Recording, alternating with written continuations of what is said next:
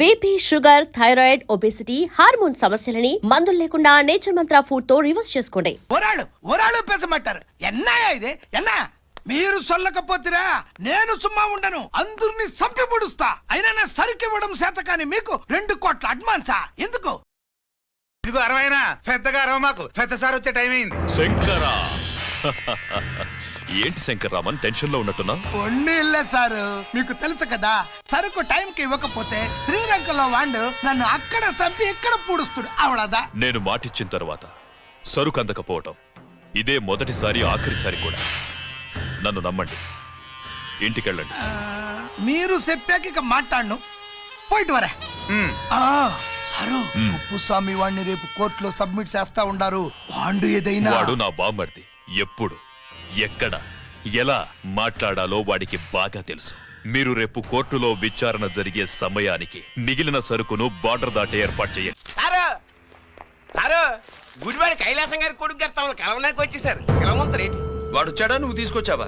నాకేం తెలుసు సార్. పోనీ వాళ్ళ నాన్న తెలుసా? అమ్మతో ఆడు కూడా తెలవచ్చు సార్. పేరు గోత్రం చెప్తుంటే తెలిసేమో అనుకున్నాలే. రమ్మను. ఒరే కిరణ్ బాబు, మీ నాన్న గుడిని మింగేసే రకమైతే ఈడ శతాబ్దంలో కట్టారు. అప్పుడెంత మింగేసినారు కూడా చెప్పేసి రకం. కొంచెం జాగ్రత్త రే రారే.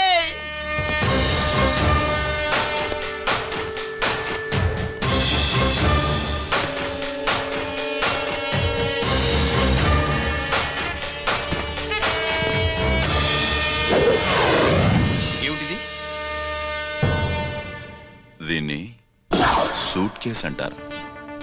దీనివల్ల మన దేశంలో కొన్ని ప్రభుత్వాలే కూలిపోయాయి. నువ్వంత గొప్ప పని చేయక్కర్లేదు. జైల్లో ఉన్న మా మామయ్య కుప్పుస్వామి మీద కేసు లేకుండా తప్పిస్తే ఇందులో ఉన్న డబ్బంతా నీదే. బోనస్ గా నీ తమ్ముడు నిర్దోషిగా విడుదలవడానికి మేం సహాయం చేస్తాం.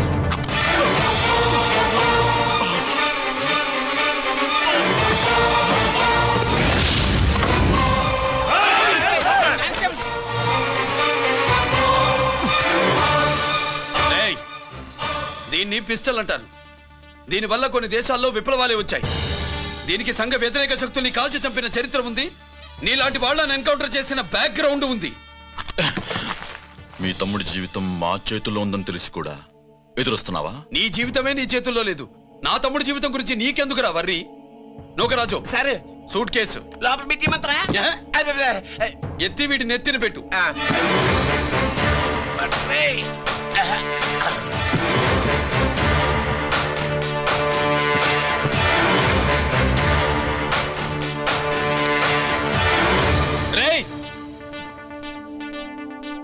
వెళ్ళి నీ బాబుకు చెప్పు, ఈ రంజిత్ కుమార్ లంచం తినడు, తిన్నది కక్కిస్తాడని.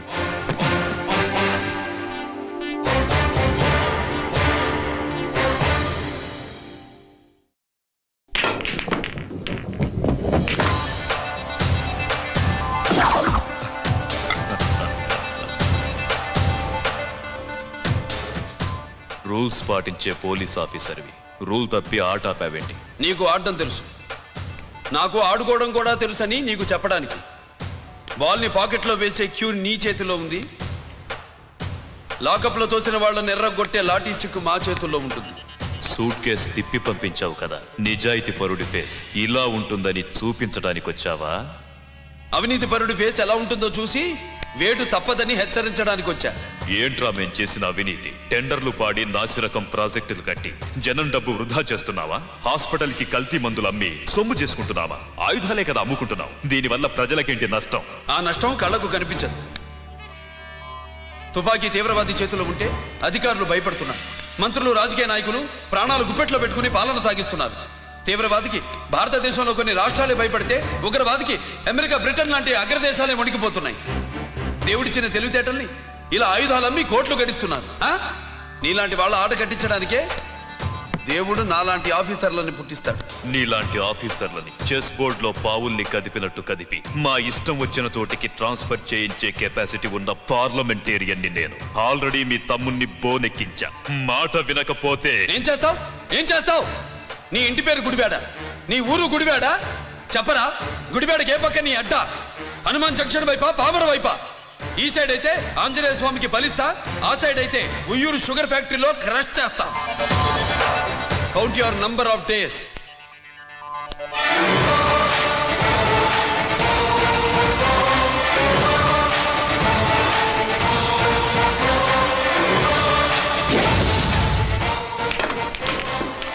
ఏమి సార్ వాడిది అడ్డడ్డే వాడు మాట్లాడితేనే కొట్టినట్టుండది.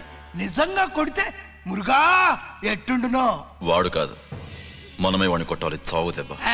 దవళ సులభం కాదప్పా. ఇదిగో వాడు కుప్పుస్వామి చేత రహస్యాలు చెప్పిస్తాడని నాకు పెరియ నమ్మకం. కుప్పుస్వామి జైలు నుంచి కోర్టుకెళ్ళడు.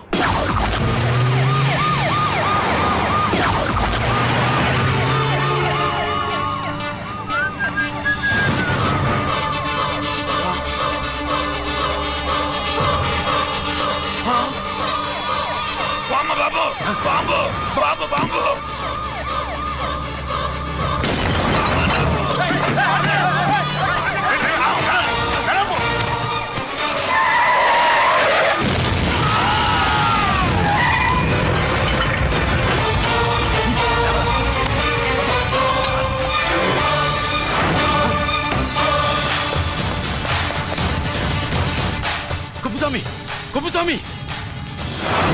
ఎక్కడికన్నా? అరే గిరి, ఆగు! ఎక్కడ తీసుకెళ్తావన్నా?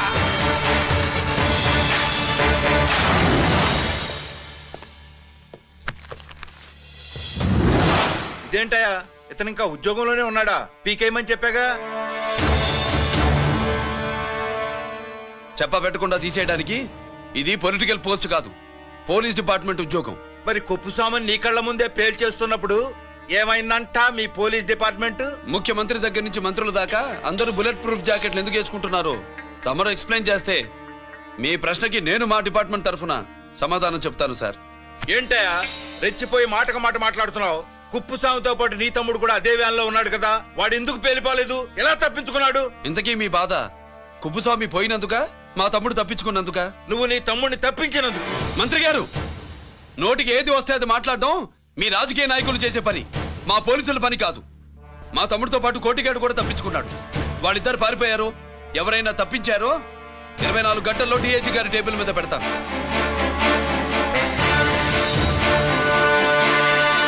అదేంటయ్యా అంత రెక్లెస్ గా మాట్లాడేళ్తాడేంటి? చేతులు తడుపుకునే ఆఫీసర్లైతే మీలాంటి వాళ్ళని చూసి నీళ్ళు నవ్వులుతారు. గుండెలు మండే ఇలాంటి వాళ్ళు నిప్పులు కక్కి వెళతారు. సాయంత్రం లోపతను మీ వాళ్ళను పట్టుకోకుండా చూసుకోండి.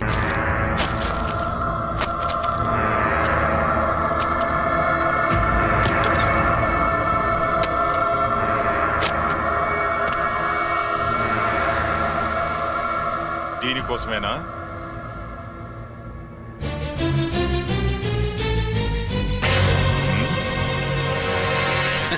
అరే మీ దగ్గరుందా?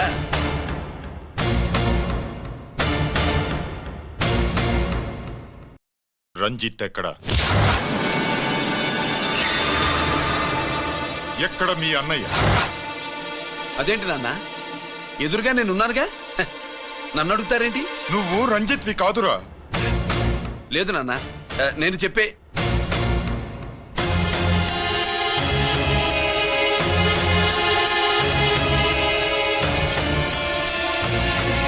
చెప్పు, చెప్పరా, ఎక్కడ నా పెద్ద కొడుకు? నేరం నుంచి తప్పించుకోవడానికి వాడి యూనిఫామ్ వేసుకొని తిరుగుతున్నావు. ఏం చేసావు వాణ్ణి? చెప్పు, చెప్పు.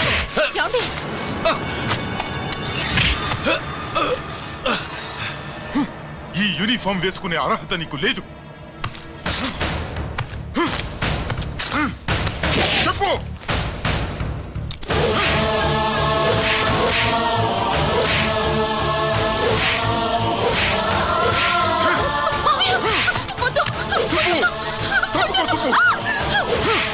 అన్నయ్య మంచి అనుకుంటాను. నేను నీ గత విన్నానని ఎలా చెప్పను?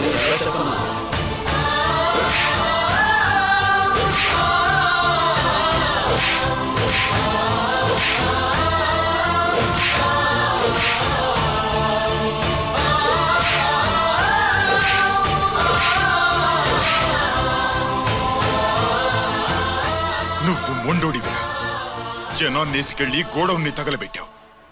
ఆ కేసు నుంచి తప్పించుకున్న వారం రోజుల్లోనే ఇంకో కేసులో దొరికిపోయావు. జైలుకెళ్తే బుద్ధి వస్తుంది అందరికీ, కానీ నీకు ధైర్యం వచ్చింది. నీలాంటి క్రిమినల్ సొసైటీలో తిరగకూడదురా, తిరగకూడదు.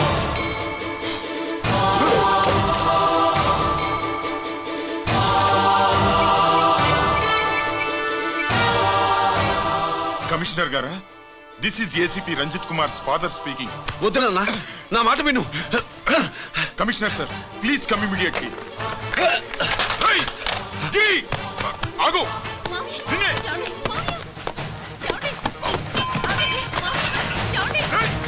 ఆగు. ఆగు.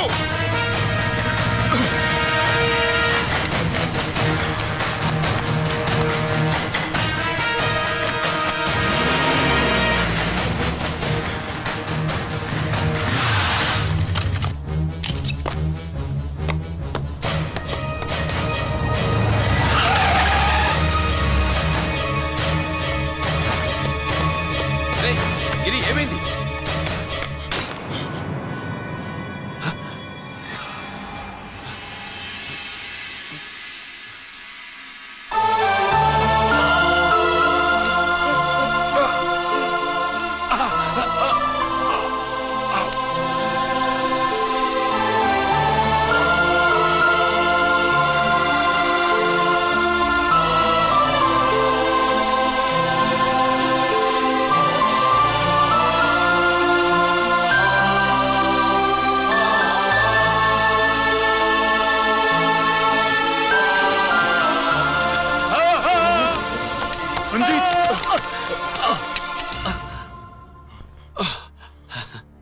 ఏంట్రా రంజిత్, ఏంటిదంతా?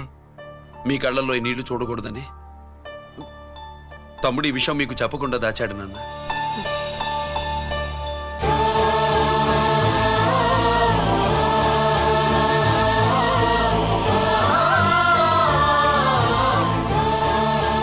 తమ్ముడు లేకపోతే ఈ రోజు ఇలా కూడా మీకు మిగిలేవాడిని కాదు. వాడు నాకు తోడబుట్టిన వాడే కాదు నాన్న, ప్రాణభిక్ష పెట్టిన దేవుడు.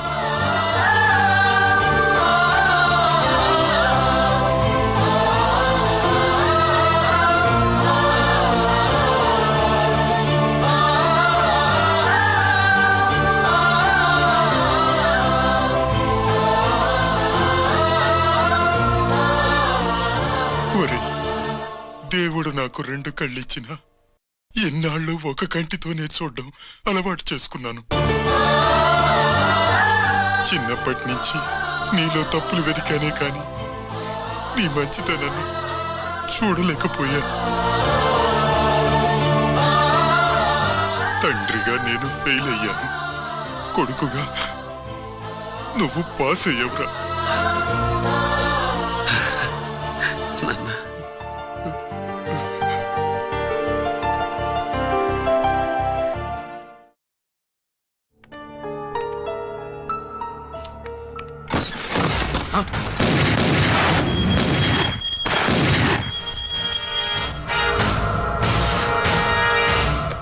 అదేమిరా చూస్తావు? ఆ సీడీలో ఏముందో నేను దాసెప్పి పూడుస్తాను. కుడు ఈ రోజు మహాశివరాత్రి.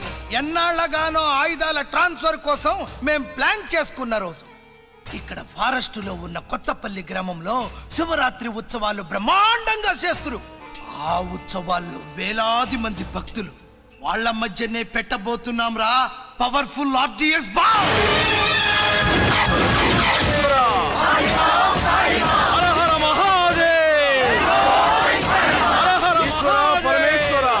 అది ఎక్కడ పెడుతుండామో ఎవ్వడికి తెలియదు.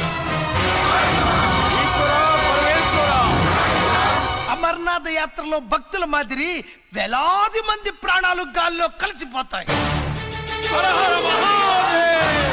అప్పుడు మీ పోలీసు వాళ్ళు వాళ్ళకి సాయం చేస్తా ఉంటారు.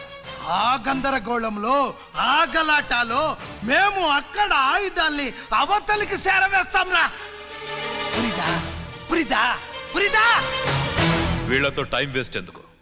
రై, బాంబ్ ఫిక్స్ చేయండి. మహాశివరాత్రి రోజు ఆ మహాశివుణ్ణి తలుచుకుంటూ ఆనందంగా వెళ్ళిపోండి.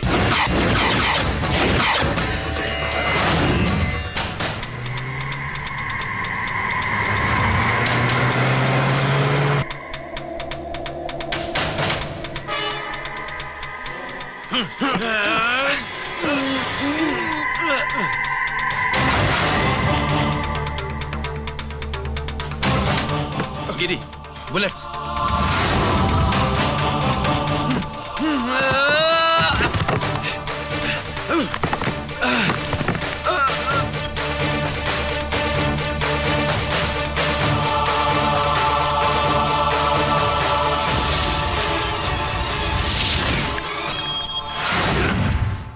కమాన్ గిరి.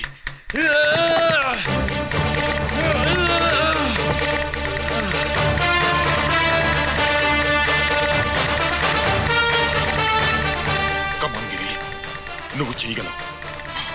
కమాన్, ప్రయత్నించు.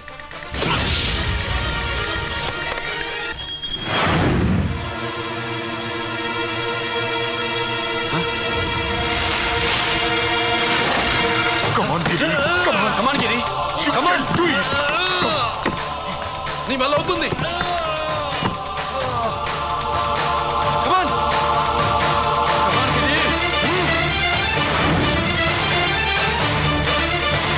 Come on. Come on, I say. నువ్వు చేయగలవు. గిరి, కమాన్ గిరి. నీ వల్ల అవుతుంది. ఎస్.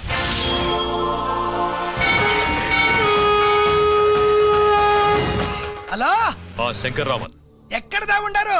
మీకోసమే వెయిటింగ్, రండి. శ్రీలంక వాళ్ళు వచ్చారా? అంతా వచ్చి ఉండారప్పా. క్యాష్ తెచ్చారా? క్యాష్ అంతా రెడీగా ఉందప్పా, మీరుదా లేటు. ఆన్ ద వేలో ఉంది.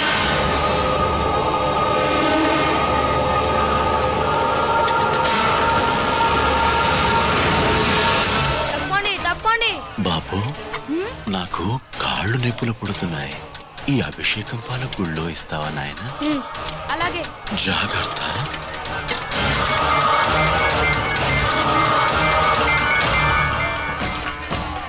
శంకర మహాదేవా. నువ్వేంట్రా ఇక్కడున్నావు? దేవుడి దగ్గరికి వెళ్తే చేసిన పాపాలు పోతాయని. అవునరా, ఎన్ని పాపాలు చేశారా దుర్మార్గులారా. మీరు కూడా రండి రా, పుణ్యం వస్తుంది. నేను పశ్చాత్తాపడడానికి రాలేదురా, మరి? పాపం చేయడానికి వచ్చాం. పాపం చేయడానిక? అవును. అంటే అదిగో ఆ టీవీఎస్ మీద వెళ్తున్న కుర్రాన్ని చూసావా? ఆ పాల క్యాన్ లో ఆర్డిఎక్స్ బాంబ్ ఫిక్స్ చేసాం. సరిగ్గా దేవుడి దగ్గరికి వెళ్ళంగానే పేల్చేస్తాం.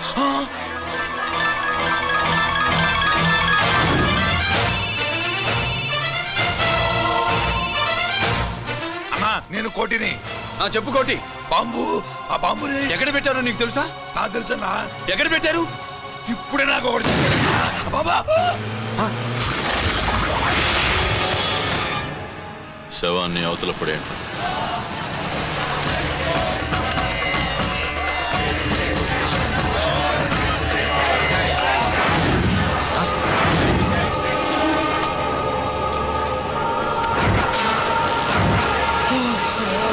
కోటి, కోటి. బాంబు ఎక్కడ ఎక్కడ చెప్పరా కోటి, చెప్పు. ఎక్కడుంది బాంబు? ఎక్కడుంది?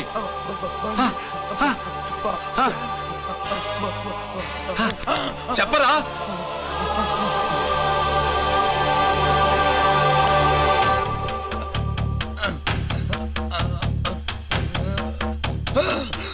అయితే బండి నంబరు 515 అన్నమాట.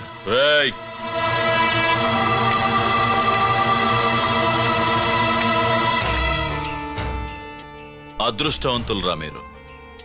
బాంబు పెట్టినా చావకుండా బతికారు. మీకు బాంబుతో కాదురా, బుల్లెట్స్ తో చావాలని రాసి పెట్టింది.